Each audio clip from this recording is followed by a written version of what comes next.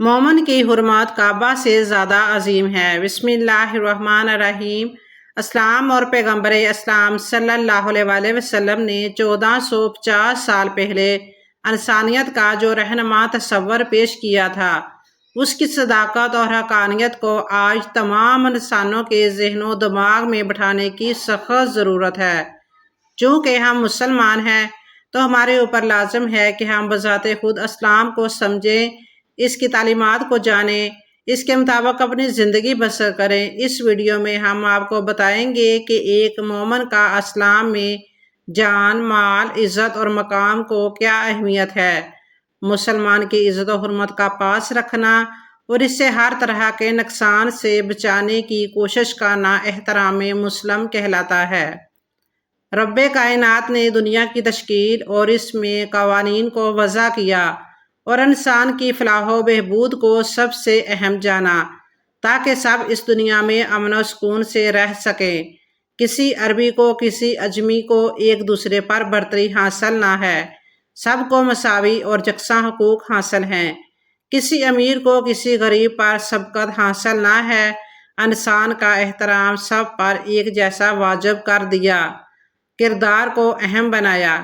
1,24,000 پیغمبر دنیا میں آئے اور ایک ہی پیغام پہنچایا، اور اس پیغام کو نبی پاک آخر الزمان محمد مصطفیٰ صلی اللہ علیہ وسلم پر مکمل کر دیا گیا، جو قیامت تک لاگو رہیں گے۔ عزر و شرع انسان کا احترام اور ان کے تمام حقوق کی پاسداری کا حکم ہے۔ بلا اجازت کسی بھی انسان کے حقوق پامال کرنا اور کسی بھی طرح ان کی بے احترامی کرنا حرام ہے۔ تکریم انسانی سے متعلق رب باری تعالیٰ کا فرمان ہے، اور ہم نے آدم علیہ السلام کے اولاد کو عزت دی، اور ہم نے ان کو خشکی اور دریا میں سوار کیا، اور نفیس نفیس چیزیں ان کو عطا فرمائیں، اور ہم نے ان کو اپنی بہت سی مخلوقات پر فوقیت دی۔ اسلام میں انسانیت کا کس قدر خیال رکھا گیا ہے، آئیے ایک نظر اس پر ڈالتے ہیں۔ مومن کی حرمت کعبہ سے زیادہ عظیم ہے۔ حضور اکرم صلی اللہ علیہ وسلم نے ایک مومن کی حرمت کو کعبے کی حرمت سے زیادہ محترم قرار دیا، جیسا کہ حدیث شریف میں مروی ہے۔ حضرت عبداللہ بن عمر رضی اللہ تعالیٰ عنہ سے مروی ہے کہ انہوں نے حضور نبی اکرم صلی اللہ علیہ وسلم کو خانہ کعبہ کا طواف کرتے دیکھا اور یہ فرماتے سنا: اے کعبہ، تو کتنا عمدہ ہے اور تیری خوشبو کتنی پیاری ہے، تو کتنا عظیم المرتبت ہے اور تیری حرمت کتنی زیادہ ہے۔ قسم ہے اس ذات کی جس کے ہاتھ میں محمد کی جان ہے، مومن کے جان و مال کی حرمت اللہ کے نزدیک تیری حرمت سے زیادہ ہے، اور ہمیں مومن کے بارے میں نیک گمان ہی رکھنا چاہیے۔ محترم ناظرین، اسی طرح کامل مومن مسلمان اسی کو قرار دیا گیا ہے جس کے کسی بھی طرح کے قولاً یا فعلاً شر سے دوسرے لوگ محفوظ رہیں، جیسا کہ حدیث شریف میں مروی ہے۔ اور حضرت عبداللہ بن عمر راوی ہیں کہ رسول اللہ صلی اللہ علیہ وسلم نے فرمایا: کامل مسلمان وہ ہے جس کے ہاتھ اور زبان کی ایب سے مسلمان محفوظ رہیں، اور اصل مہاجر وہ ہے جس نے ان تمام چیزوں کو چھوڑ دیا جن سے اللہ تعالیٰ نے منع فرمایا ہے۔ یہ الفاظ صحیح البخاری کے ہیں، اور مسلم نے اس روایت کو ان الفاظ میں نقل کیا ہے۔ ایک آدمی نے رسول اللہ صلی اللہ علیہ وسلم سے دریافت کیا کہ مسلمانوں میں سب سے بہتر کون ہے؟ آپ صلی اللہ علیہ وسلم نے فرمایا: جس کی زبان اور ہاتھ کے ضرر سے مسلمان محفوظ رہیں۔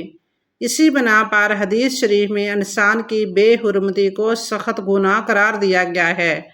انسان کی حرمت اور تکریم کی بنا پر اسلام انسان کے ہر پوشیدہ اعمال کو راز رکھنے کی تلقین کرتا ہے۔ راز کی باتوں کو افشاں کرنے اور پھیلانے کی سخت مذمت وارد ہوئی ہے۔ جو دوسروں کے راز کی حفاظت کرتا ہے، اس کے لیے بڑی فضیلت بیان ہوئی ہے، جیسا کہ مروی ہے۔ اور حضرت ابو ہریرہ رضی اللہ تعالیٰ عنہ راوی ہیں کہ سرکار دو عالم صلی اللہ علیہ وسلم نے ارشاد فرمایا: جو آدمی دنیا کی سختیوں میں سے کسی مسلمان کی کوئی سختی اور تنگی دور کرے تو اللہ تعالیٰ قیامت کے دن وہاں کی سختیاں اس سے دور کرے گا، اور جس نے کسی مسلمان کی پردہ پوشی کی، اللہ تعالیٰ دنیا اور آخرت میں اس کی پردہ پوشی کرے گا، اور اللہ تعالیٰ اس وقت تک بندوں کی مدد کرتا ہے جب تک وہ اپنے بھائی مسلمان کی مدد کرتا رہتا ہے۔ اور جو آدمی علم کی تلاش میں کسی راستہ پر چلتا ہے تو اللہ تعالیٰ اس پر جنت کے راستہ کو آسان کر دیتا ہے، اور جب کوئی جماعت اللہ کے گھر، مسجد یا مدرسہ میں قرآن پڑھاتی ہے تو اس پر اللہ کی جانب سے تسکین نازل ہوتی ہے، رحمت الہی اس کو اپنے اندر چھپا لیتی ہے اور فرشتے اس کو گھیر لیتے ہیں۔ نیز اللہ تعالیٰ اس جماعت کا ذکر ان فرشتوں میں کرتا ہے جو اس کے پاس رہتے ہیں، جس نے عمل میں تاخیر کی، آخرت میں اس کا نصب کام نہیں آئے گا۔ اللہ تعالیٰ نے تکریم انسانیت کے حوالے سے ارشاد فرمایا، جس شخص نے بغیر جان کے بدلے کے یا بغیر زمین میں فساد پھیلانے کی سزا کے کسی شخص کو قتل کیا تو گویا اس نے تمام انسانوں کو قتل کیا۔ اس آیت مبارکہ میں انسانی جان کی حرمت کا مطلقاً ذکر کیا گیا ہے، جس میں کسی قسم کی تخصیص نہیں کی گئی۔ جب ایک عام انسان کے قتل کی حرمت کا عالم یہ ہے کہ اس کا قتل پوری انسانیت کا قتل ہے، تو مسلمان کی حرمت کا عالم کیا ہوگا؟ اسلام ایک مسلمان کو دوسرے مسلمان کا خیر خواہ قرار دیتا ہے، اس کی عزت و تکریم کرنے کا حکم دیتا ہے، مسلمانوں کو ایک دوسرے کی جان و مال عزت کا محافظ بتاتا ہے، جہاں تک کہ ایک مسلمان کی جان دوسرے مسلمان پر حرام قرار دیتا ہے۔ دین فطرت میں مومن کی تکریم صرف اس کی حیات تک محدود نہیں ہے، بلکہ مرنے کے بعد بھی اس کی تکریم و تعظیم لازم ہے۔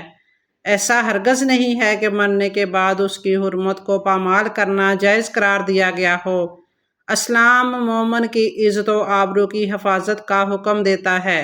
سیرت طیبہ کے روشن پہلو اس بات کی غمازی کرتے ہیں کہ رسول اللہ صلی اللہ علیہ وآلہ وسلم جنازہ دیکھ کر کھڑے ہو جایا کرتے تھے، اور صحابہ کرام رضوان اللہ علیہ اجمعین بھی آپ صلی اللہ علیہ وآلہ وسلم کی اتباع میں ایسا ہی کیا کرتے تھے۔ حضرت عائشہ رضی اللہ تعالیٰ عنہا سے مروی ہے کہ حضور نبی اکرم صلی اللہ علیہ وآلہ وسلم نے ارشاد فرمایا، مردے کی ہڈی توڑنا اور اسے عیز پہچانا ایسا ہی ہے جیسے زندہ کی ہڈی توڑنا۔ جس طرح مومن کی حیات میں اس کی ہڈی توڑنا حرام ہے، اس طرح بعد از وفات بھی اس کی ہڈی توڑنا حرام ہے۔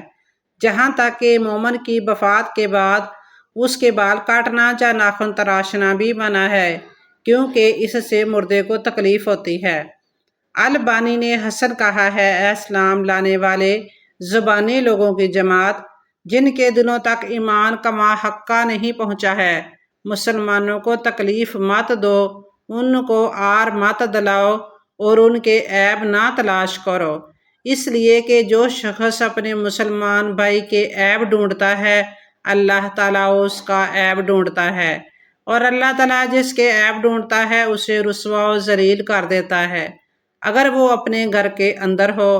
راوی نافع کہتے ہیں کہ ایک دن ابن عمر رضی اللہ تعالیٰ عنہ نے خانہ کعبہ کی طرف دیکھ کر کہا، کعبہ تم کتنی عظمت والے ہو اور تمہاری حرمت کتنی عظیم ہے، لیکن اللہ کی نظر میں مومن کامل کی حرمت اس سے زیادہ عظیم ہے۔